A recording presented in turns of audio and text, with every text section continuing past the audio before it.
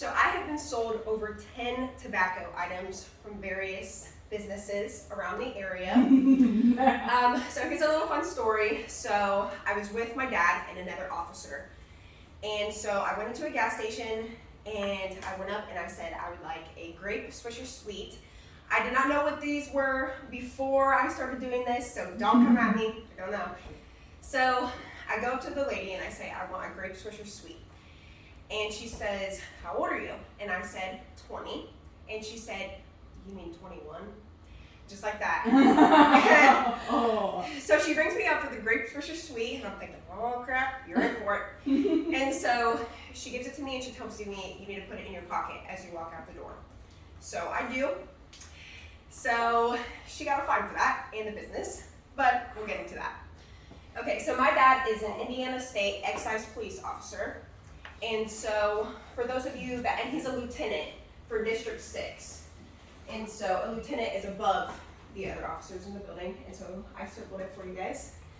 And so what an excise police officer does is they're the ones that are in control of the Tobacco and Alcohol Commission.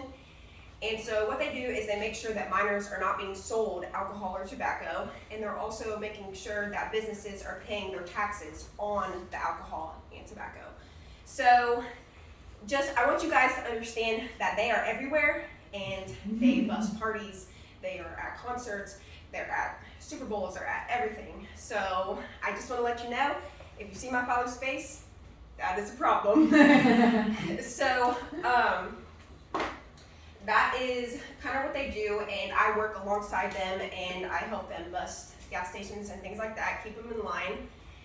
And so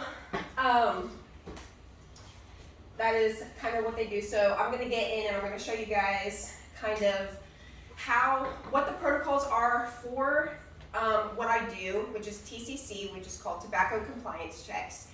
And there's also SAC, which is SAC, which is dealing with the alcohol portion instead of the tobacco. But I do TCC right now, and so I'm going to show you I'm going to tell you the protocols. I'm going to demonstrate to you how that's going to work, and then I'm going to tell you what happens when they do sell to me. Okay. So first things first, I have 2 officers. One for liability. That's one reason, and 2 for safety reasons. So I'm always with 2 officers. And so one officer stays in the car, and then the other one comes in with me, and we pretend like we don't really know each other. Okay, and then, so are you okay to come up and do this? Me? Because I know I talked to you about it the other day. I'd rather not. You would rather not? Okay. Would you like to come up here and do it? And I need Maddie as well. Yeah, I'll come up too. Okay. So I need you. So Maddie, you're going to be my other police officer that comes in with me, and you're going to sell me the Swisher Sweet. All right. Okay. I got this.